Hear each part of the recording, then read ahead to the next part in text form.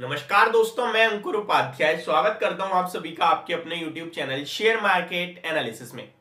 दोस्तों, यहां पे मैं आप सभी के साथ बात करूंगा ऐसे स्टॉक्स के बारे में जो लॉन्ग टर्म पोर्टफोलियो का आपको हिस्सा बनाना चाहिए, पार्ट बनाना चाहिए, जहां मुझे लगता है डेफिनेटली पैसा बनेगा। डेफिनेटली ये वर्ड मैं इसलिए यूज कर रहा हूं क्योंकि लॉन्ग टर्म में मैंने इन स्टॉक्स का हिसाब किताब देखा है, हिस्ट्री देखी है। बहुत तगड़े स्टॉक हैं और फंडामेंटली तो बहुत ही स्ट्रांग है। कुछ छोटी कंपनी है जो बड़ी बनने की तैयारी में है, कुछ ऑलरेडी बड़ी हैं जो ब्लू चिप कहते हैं हम जिन्हें। ठीक है, स्टार्ट करते हैं।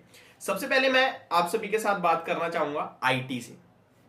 लार्ज कैप में तो आप सभी को पता है मेरे फेवरेट क्या है, इन्फोसिस, एचसीएल, टेक, विप्रो, टीसीएस। ठीक है, टेक महिंद्रा, ये पांच हैं और पांचों इन भाव भी मुझे अच्छे लगते हैं। एक टाइम आएगा जब भाव सबके अलग हो जाएंगे तो देखना होगा आपको कौन सा लेना चाहिए, लेकिन इस भाव पे तो मुझे सारे अच्छे लगते हैं लिटरली बोलूं तो। हाँ, फिर भी आप पूछोगे भाई बेस्ट, तो बेस्ट आप फिर लीडर के साथ रहिए इन्फोसिस के। सिंपल सा लॉजिक है। ठीक है, अच्छा, यहां पे मैंने आईटी से ना दो स्टॉक चुने हैं और ये वैल्यूएशन वाइज सबसे अट्रैक्टिव लग रहे हैं। ठीक है, वैल्यूएशन वाइज पहला OFSS, ऑर्कले फाइनेंस सर्विसेज। इस शेयर के बारे में बात करूं तो यहां पे आपको दो अच्छी चीजें मिलेंगी। देखिए, ये ना उन लोगों के लिए वीडियो नहीं है जो खरीदते ही पैसा बनाने की कोशिश करते हैं। इससे पहले वाली वीडियो मैंने बनाई दो शॉर्ट टर्म के लिए, वो आप जाके देखिए, वो आपके मतलब कि अगर आप ऐसा चाहते हैं तो आप खरीद के स्टॉक का प्राइस नहीं देखते हैं, आराम से निश्चिंत बैठ सकते हैं कंपनी के फंडामेंटल्स पढ़ने के बाद, तो आप इन स्टॉक्स को खरीदना।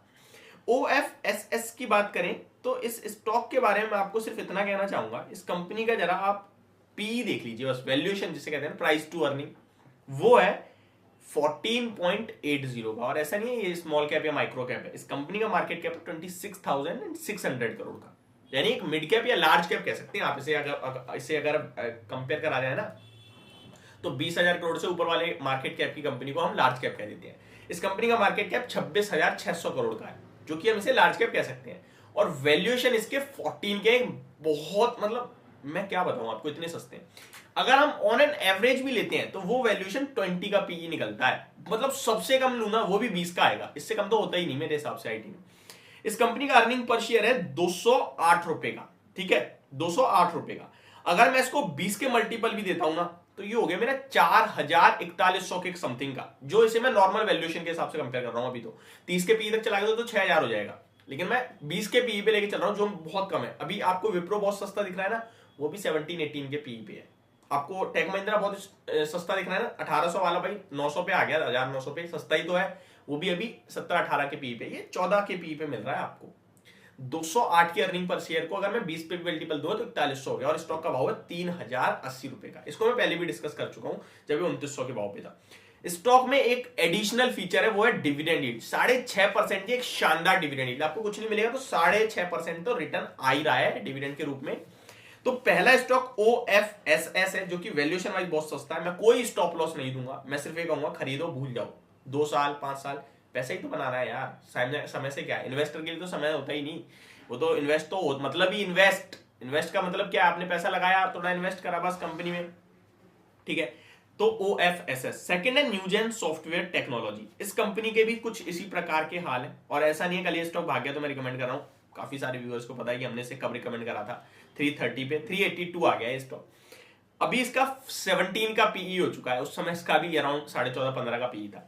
17 के पीई पे मिल रहा है ये आपको 22 का अर्निंग पर शेयर है, 25 पे। और ये स्टॉक पता है कहां का हाई है इसका, 670 रुपए का, और अभी आपको 380 पे मिल रहा है। इस स्टॉक में जो रिसेंटली तेजी आई है उसमें अगर कोई भी करेक्शन आती है दोबारा, प्रॉफिट बुकिंग आती है, क्योंकि भाई जिसने नीचे खरीदा वो तो ऊपर प्रॉफिट बुक करेगा, तो नीचे लाएगा स्टॉक को। तो इस स्टॉक में खरीदिए आप, और इसमें 500 रुपए का लक्ष्य रखना है, इसमें लक्ष्य रखना है और एक जगह पे आके बेच देना है इसे। ठीक है, 450-500 रुपए पे आके बेच देना है। और इस शेयर की बात करूं तो दोबारा नीचे मिलेगा, ऐसा नहीं है नीचे नहीं मिलेगा, तो मिलेगा 360 के आसपास आता है, तो लेने के मौके ढूंढे। नेक्स्ट फार्मा से स्टॉक है, blue chip large cap Divi's lab. 40-50% का आपको ईयरली रिटर्न देगा ये स्टॉक। अब ये मत कहना भाई पिछले 1 साल में तो नेगेटिव है, पिछले 5 साल का उठा के देखो ना, तब हकीकत सामने आएगी।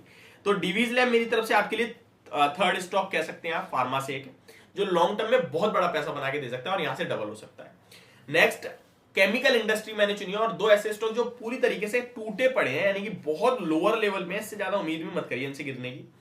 पहला स्टॉक है ब्लैक रोज इंडस्ट्री। इस स्टॉक को लेकर मैंने काफी बार बात भी करी है। ये स्टॉक 180 पे था जब मैंने फर्स्ट टाइम डिस्कवर करा था और बात करी थी, 184 के समथिंग था, इनफैक्ट 167 आ चुका है अभी।